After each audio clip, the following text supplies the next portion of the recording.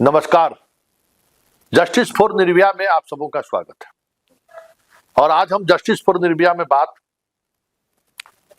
उस घटना से जुड़ी हुई दो तीन पहलुओं पर करने जा रहे हैं। पहला, किस मुद्दे को लेकर कांग्रेस सड़क पर दिखी, जमकर प्रदर्शन किया और सीधे सीधे तौर पर सम्राट चौधरी को निशाने पर लिया।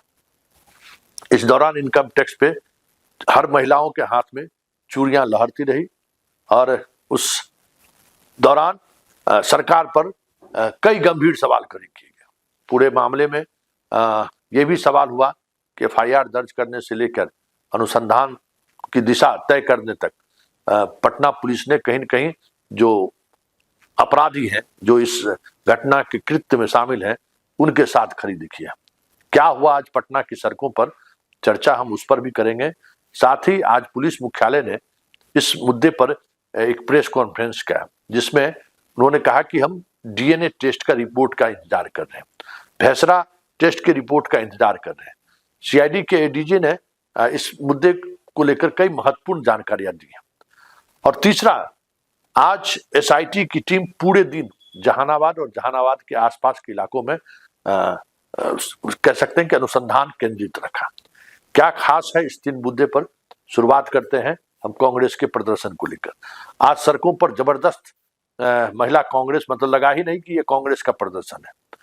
और विपक्ष के रूप में कांग्रेस इतनी मजबूती से डटी रही, ये भी अपने आप में बहुत बड़ी बात है। आरजेडी मुख्य विपक्षी पार्टी है, लेकिन आज मुख्य विपक्षी पार्टी की भूमिका में कांग्रेस दिखी। इसका कितना राजनीतिक लाभ मिलेगा ये तो आने वाला वक्त बताएगा, लेकिन कांग्रेस ने अपनी उपस्थिति जरूर दर्ज कराई है।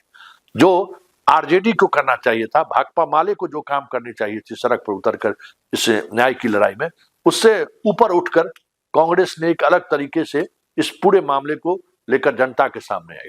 क्या कह रहे हैं अल्लाह गुरु और चूड़ियां खनकाने वाली महिला कार्यकर्ता, जरा वे सुनिए। क्योंकि सरकार क्राइम छुपाना चाहती है, एफआईआर के आंकड़े दबाना चाहती है। इतना बड़ा कांड में एफआईआर दर्ज करने में दिक्कत हो रही है, तो छोटी मोटी एफआईआर तो दिक्कत होती है। पुलिस डॉक्टर का काम करने का प्रयास कर रही है, पुलिस को पुलिस का काम करना चाहिए, सरकार को सरकार का काम करना चाहिए।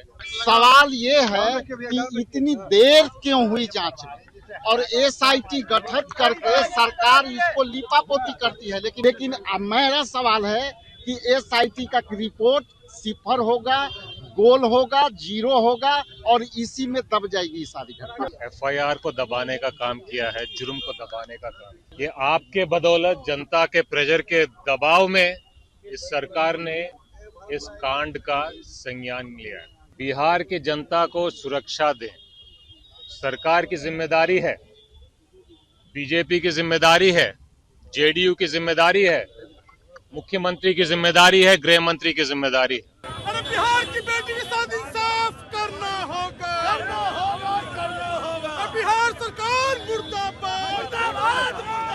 हाथों में चूड़ी लेकर आई हुई है। चूड़ी सम्राट जी को भेज रहे हैं, चूड़ी सम्राट जी पहनिए और चेतना जगाइए काम करने का। चूड़ी पहनिए, चेतना जगाइए। आप घर में सोए रहते हैं, यहाँ बेटियों को उठा के बलात्कार हो जा रहा है। ये जो है वो महिलाओं के शक्ति का प्रतीक है, सशक्तिकरण का प्रतीक है, समृद्धि का प्रतीक है। जगिए, काम कीजिए। आप किसी काम के गृह मंत्री नहीं है, ये बिहार की जनता जान चुकी है। इसलिए महिलाएं तो सुरक्षित नहीं थी, उस समय भी नहीं थी, और अब और देख रहे हैं कि बक्सर में उठा लिया, पटना में ये हो गया, तो अब तो दिन दहाड़े गोली चल जा रहा है, दिन दहाड़े उठा के रेप करके फेंक दे रहा है। एकदम असुरक्षित है और डर डर के जी रही है। हम भी महिला डर डर के जीते बिहार में। क्या हो, बहुत डर लगता है हमको, डर लगता है चलने पे रोड पे कि कब आके गोली मार देगा पता नहीं। सुन लिया आपने।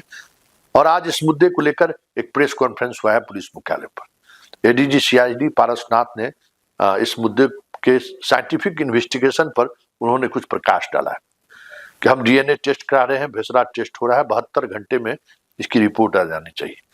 तो इस रिपोर्ट का मतलब क्या है? इस रिपोर्ट से निर्भया के न्याय की लड़ाई को कहां तक सपोर्ट मिल सकता है?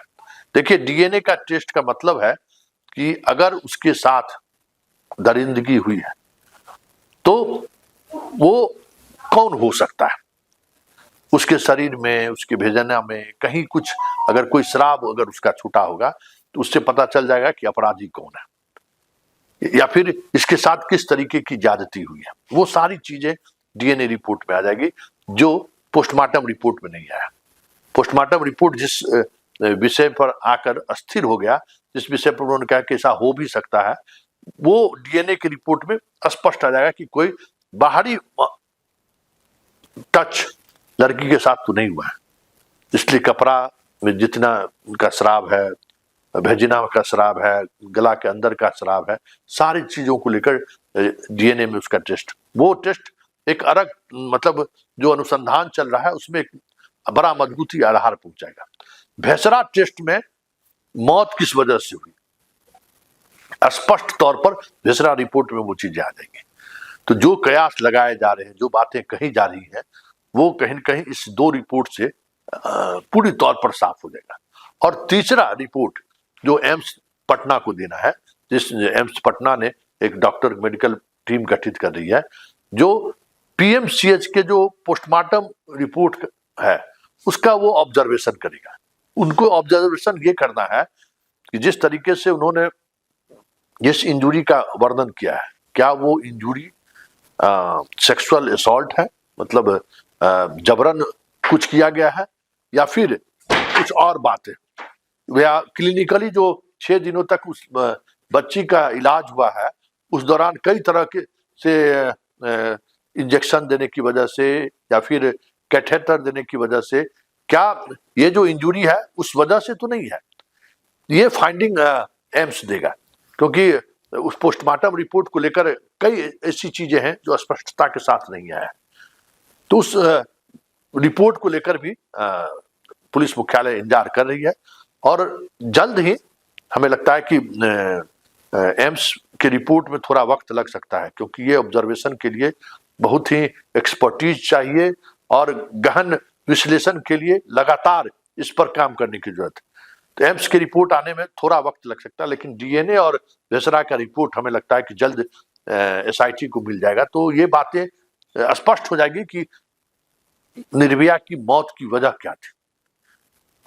और अगर वाकई में उसके साथ कुछ घटना घटी है तो उस डीएनए टेस्ट से वो सब कुछ मालूम हो जाएगा कि कोई बाहरी व्यक्ति इसके संपर्क में था या नहीं था, उस रात में इसके साथ क्या हुआ, वो सारा कुछ डीएनए की रिपोर्ट से सामने आ सकता है। जरा सुनिए क्या कह रहे हैं पारस। अभी श्रीमान जी हम लोग उस रिपोर्ट के बारे में आपको नहीं बता सकते हैं जब तक कि वो जांच कंप्लीट नहीं हो जाती। अभी वो जांच का मामला है और जांच का विषय है, तो जब तक पूरी जांच नहीं कंप्लीट हो पाएगी तब तक हम लोग उसके बारे में आपको कब आती है रिपोर्ट, ऑफिशियल रिपोर्ट कितने दिनों में होती है?